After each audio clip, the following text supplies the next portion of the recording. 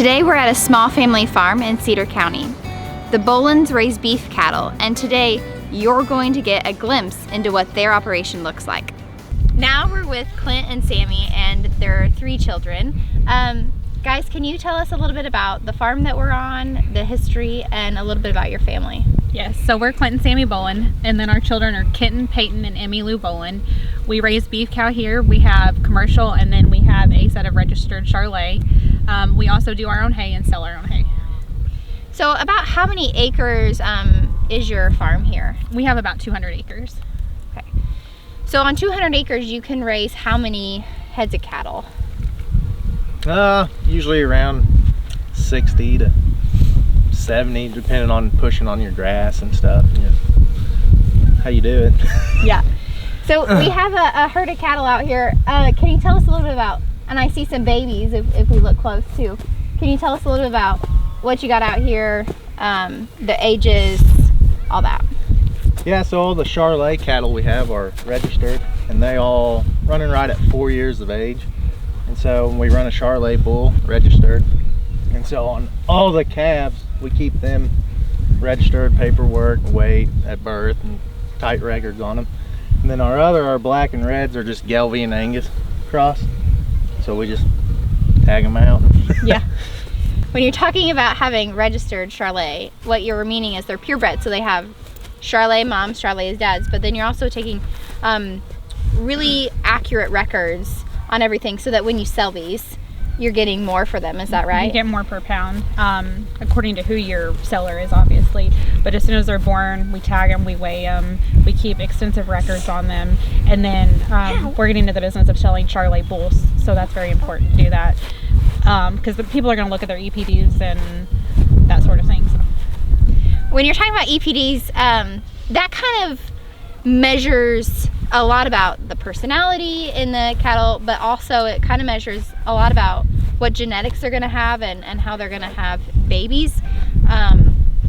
But what is involved? Like what is in an EPD? So you're talking about birth weights. So that's important to a lot of people is, what's your average bull's birth weight? A lot of people want that, 60 to 70 pounds. Charolais or more, you're 80 to 90 pounds. So we have bigger calves hitting the ground off of our Charolais. It's also looking at the milk. It's looking at, what else is it looking at? Productive and just bone structure and longevity of a cow, honestly. When you guys are choosing bulls and heifers to use in your breeding program, what are you really looking at? Like, what's the most important thing for you guys? We look at a lot of the TSI, so the per pound gain on the end.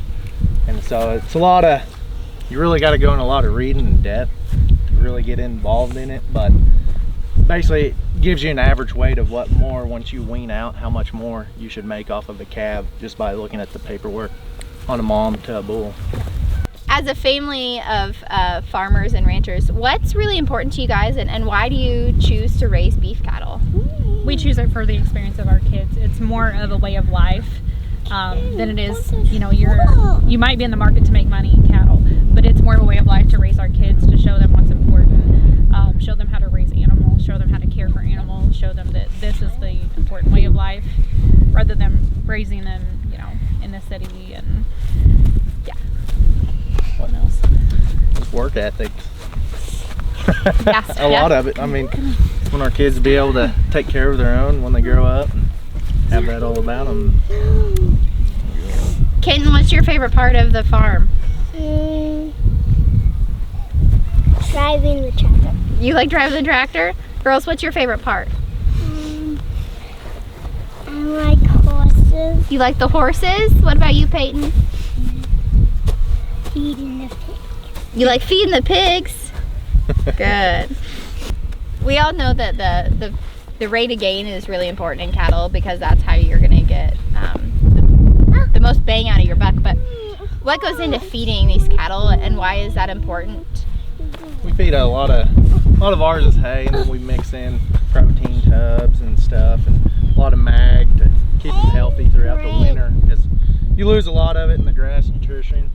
And then the hay, I mean, it dries out and you just don't get it. So through the winter time, we feed a lot of extra grain, high percentage protein and stuff.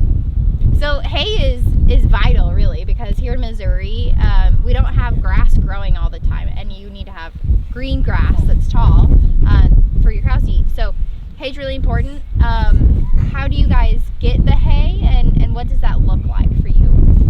We spend a lot of money in fertilize, trying to keep the grass growing, and we try to do soil samples, and basically probably should do it a little more often, but we try at least every other year for sure. Kind of see where we need to be at money wise on fertilizer, and then it just grows the grass good. And we just do a regular what's around here, fescue, orchard, clover mix hay, and just getting it put up in time without rain and stuff, and usually get a pretty good hay quality. We hay about 3 times a year, so we usually start in June and about end in September, just depending on weather. Yeah. And then we'll end up selling quite a bit of hay around October, November. We've got customers that we don't put it out for sale.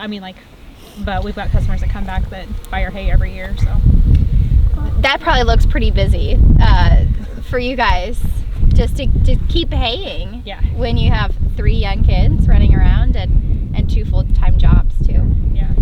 Can you tell us a little bit about the legacy behind this farm and why you guys chose this, and kind of what that journey has looked like for the Bolen family? Well, for me, I was raised in it, so it's all I've ever really known from being a kid. And you really can't take it out of us, in my opinion. So my family sold their family farm, and we went on and bought our own land here, and gonna keep on doing it, and hopefully to pass it down to our kids. So.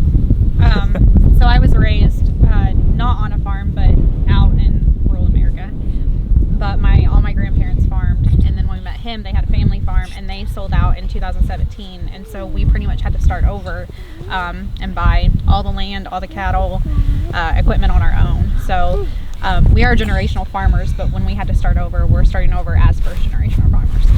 And that's a lot of money invested in this operation. One, just the land alone, but Yeah.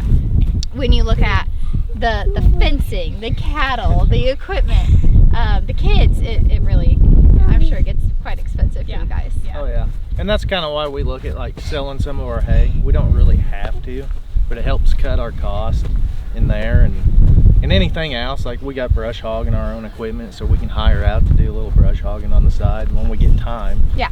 But so we do a little bit of stuff like that as well. And you talk about when you have time, but that window is narrowing because you both have full-time off the farm jobs. Is that right? Yeah. Yep.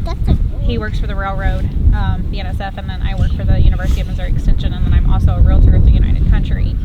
So summer gets a little hectic. We between hay season and show season for the kids and working full time, it gets to be a little hectic, but you just have to organize, and you have to be really good with time management. And I spend a lot of my vacation to hay. Yeah. So, and that's because this is obvious that this is a passion for you guys. You wouldn't spend your vacation time to hay. You wouldn't have all this if it wasn't important for you to raise your kids in an important place like a farm. At the last farm that we visited, we learned about AI and embryo transfer, but you guys choose natural breeding. Mm-hmm. Can you talk to us a little bit about what that is and what that looks like, and then why you chose that for your farm? So natural breeding is just where you buy bulls and you put them out in the pasture with the heifers or mama cows at the time that you want to calve. We choose this just strictly for time management. With both of us working full-time jobs, AI is great, and it's great for somebody that has time to AI, but it's such a time-constrained schedule that we just choose to buy bulls and release them, and they do natural breeding, and it's always worked for us. Great. So if a heifer maybe doesn't get bred, what happens to her? Heifer, we'll keep the heifers away from the regular herd, and we'll breed them out separate with younger bulls and a little better, so we're guaranteed. We don't want a Charolais with a heifer, basically. What does the day-to-day on the farm look like for you guys? Oh, basically, I either get up really early to get started, depending on weather a lot of times, and then other than that, I go to work and then come home, and we do a lot of our chores at night. A lot of times it ends up dark trying to feed and check cows, which luckily we're able to keep most of our cows knowing they're calving within a 60-day period. And like most of them come all together for the most part, so we're out there every day when certain temperatures get dropped. And then other than that, this kind of weather, we don't worry about it too much. We get out there where we can. And we keep them close. Like we got fields and padlocks, so we keep everything when they're breeding up here close to the house. You know. And we're pretty lucky because my job is pretty lenient.